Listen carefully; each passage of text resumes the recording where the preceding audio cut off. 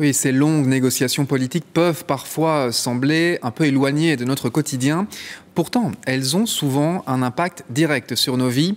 Un exemple, l'ouverture des magasins sera à l'avenir possible jusque 21h au lieu de 20h, et ce tous les jours de la semaine.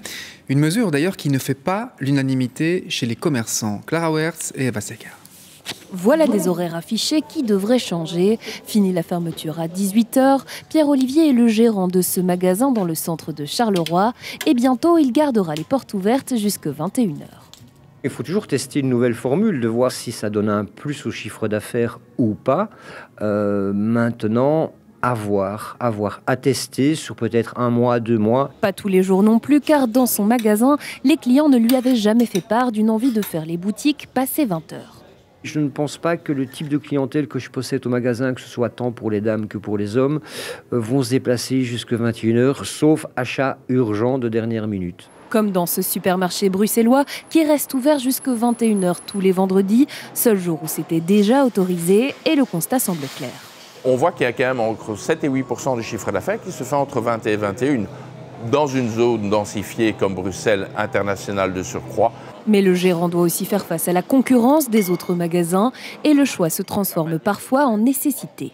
Si moi je ne le fais pas, d'autres acteurs vont le faire, vont prendre une partie de mon chiffre d'affaires.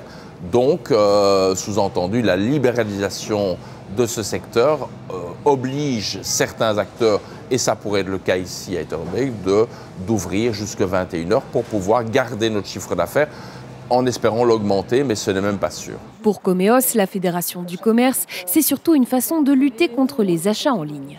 Le consommateur fait la plupart de ses achats entre 18h et 24h, et donc on souhaite vraiment donner justement les instruments aux commerçants physiques de choisir quand il ouvre son magasin, jusqu'à quelle heure. Et donc il nous semble justement que c'est une mesure qui est bonne, qui permettra de renforcer les commerçants plutôt que de créer plus de concurrence. Seuls les magasins de vêtements, d'électroménager et les supermarchés pourront rester ouverts jusqu'à 21h.